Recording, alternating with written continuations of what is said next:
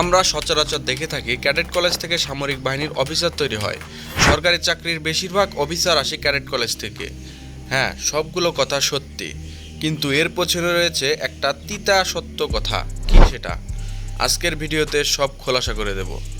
তবে প্রথমে জেনে নেই ক্যাডেট কলেজের কিছু ভালো দিকগুলো। 1 নাম্বার, আধুনিক ও উন্নত মানের শিক্ষা ব্যবস্থা। দেশের সর্বোত্তম শিক্ষা প্রযুক্তি ব্যবহার করে স্বনামধন্য শিক্ষক মণ্ডলীর সমন্বয়ে ব্যবহারিক ও তাত্ত্বিক বিষয়ের অধিক গুরুত্বের সাথে শিক্ষা দেওয়া হয়। ক্যাডেট কলেজ পরিচালনা করে সামরিক বাহিনী। একটা ক্যাডেট কলেজের অধ্যক্ষ বা প্রধান থাকে সেনাবাহিনীর একজন কর্নেল পদবীর অফিসার। তাছাড়া অ্যাডজুটেন্ট হিসেবে মেজর পদবীর অফিসার থাকে। সরাসরি নিযুক্ত থাকে জেসিও প্রশিক্ষক ও অসংখ্য এনসিও প্রশিক্ষকগণ। 2 নাম্বার, ক্যাডেটদের আবাসিক ব্যবস্থা। ক্যাডেটদের থাকা, খাওয়া, পোশাক আশাক, চুল কাটা থেকে শুরু করে দৈনন্দিন সকল কিছু কলেজের তত্ত্বাবধানে পরিচালিত হয়। ক্যাডেটদের প্রতিদিন একটা শিডিউল মেনে কার্যক্রম করতে হয়, তাই পরিকল্পনা অনুযায়ী সব কিছু সুন্দরভাবে শেখানো যায়। 3 নাম্বার সুবিধা, ক্যাডেটদের মেডিকেল সুবিধা। ক্যাডেটদের সার্বক্ষণিক মেডিকেল চেক আপে রাখা হয়। সামরিক বাহিনীর হাসপাতাল সিএমএইচ থেকে ফ্রি চিকিৎসা পায় ক্যাডেটবৃন্দ। তাছাড়া কলেজে প্রাথমিক চিকিৎসা সহ সার্বক্ষণিক ডাক্তারি সেবা প্রদান করা হয়। 4 নাম্বার, সামরিক শিক্ষার সুবিধা। ক্যাডেট কলেজের মূল উদ্দেশ্য হলো সামরিক বাহিনীর অফিসার তৈরি করা। The pilots are escorting the chief guest. সামরিক বাহিনী বলতে আমরা বুঝি সেনা, নৌ ও বিমান বাহিনী বা সশস্ত্র বাহিনী। সাধারণ কারিকুলামের পাশাপাশি সামরিক বাহিনীর ট্রেনিং দেওয়া হয় ক্যাডেটদের। এতে ক্যাডেট শারীরিক ও মানসিকভাবে দৃঢ় হয়, চৌকস ও সুদক্ষ নেতৃত্ব গঠিত হয়। 5 নাম্বার, খেলাধুলা ও বিনোদনের ব্যবস্থা। পড়াশোনার পাশাপাশি রয়েছে নানান রকমের খেলাধুলার ব্যবস্থা।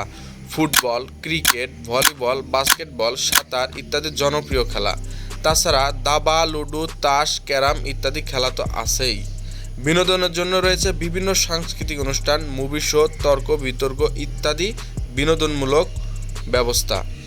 ভালো দিকের পাশাপাশি ক্যাডেট কলেজের কিছু খারাপ দিকও রয়েছে। যেমন 1 নাম্বার, আবাসিক ব্যবস্থা। ক্যাডেট কলেজে 7ম শ্রেণীতে ভর্তি করানো হয়। এখানে একটা বাচ্চার বয়স 11 থেকে 12 বছর, সে পরিবার থেকে আলাদা হয়ে এক অপরিচিত জায়গায় বসবাস করে, মানে পড়াশোনা করে। এটা সব বাচ্চা সহজে মেনে নিতে পারে না। 24 ঘন্টা একটা শিডিউল মেনে চলতে হয়। সকাল সকাল ঘুম থেকে উঠে পিটিতে যেতে হয়, মানে একদম সামরিক বাহিনীর নিয়মকানুনের প্রতিফলনই হলো ক্যাডেট কলেজ। এই নিয়মগুলো সবাই মেনে নিতে পারে না। 2 নাম্বার, প্রচুর শারীরিক পরিশ্রম। এখানে কলেজের লেখাপড়ার পাশাপাশি পিটি, ডিল ও বাধ্যতামূলক কিছু শারীরিক খেলাধুলা করতে হয়, যা অনেক কষ্টসাধ্য। আমরা সাধারণত স্কুল কলেজে দেখি শিক্ষার্থীরা স্কুলে যায়, পড়াশোনা করে, হোমওয়ার্ক করে, বসে বসে ক্লাস করে বা কিছু আনন্দমূলক খেলাধুলা করে, কিন্তু ক্যাডেট কলেজ পুরোটাই ভিন্ন। এখানে নিয়মতান্ত্রিকভাবে সবগুলো চর্চা করা হয়, যা অনেক পরিশ্রম। 3 নাম্বার, অর্থনৈতিক খরচ। যদিও ক্যাডেটদের মাসিক বেতন নির্ভর করে তার অভিভাবকের আয়ের উপর, তারপরও ভর্তি বাবদ, পোশাক আশাক, বই খাতা ইত্যাদি বাবদ প্রচুর টাকা খরচ করতে হয়, যা সাধারণ পরিবারের পক্ষে অনেক কষ্টসাধ্য হয়ে পড়ে। এখন আসা যাক মূল কথায়। ক্যাডেট কলেজে কিছু খারাপ দিক থাকলেও এর রয়েছে অনেক সুবিধা। বাংলাদেশে মোট 12টি ক্যাডেট কলেজ রয়েছে, যার মধ্যে 3টি গার্লস ও 9টি বয়েজ ক্যাডেট কলেজ।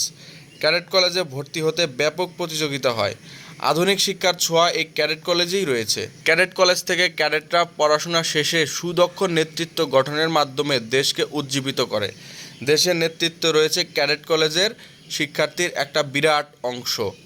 তাই ক্যাডেট কলেজের অসুবিধার থেকে সুবিধা ব্যাপক এবং আলোচিত। আপনার কাছে ক্যাডেট কলেজ কেমন লাগে কমেন্টে জানিয়ে দিন। আর এইরকম ইনফরমেটিভ আরও ভিডিও পেতে চাইলে ভিডিওতে একটি লাইক দিয়ে চ্যানেলটি সাবস্ক্রাইব করে দিন। আজকের মতো বিদায় নিচ্ছি। Goodbye.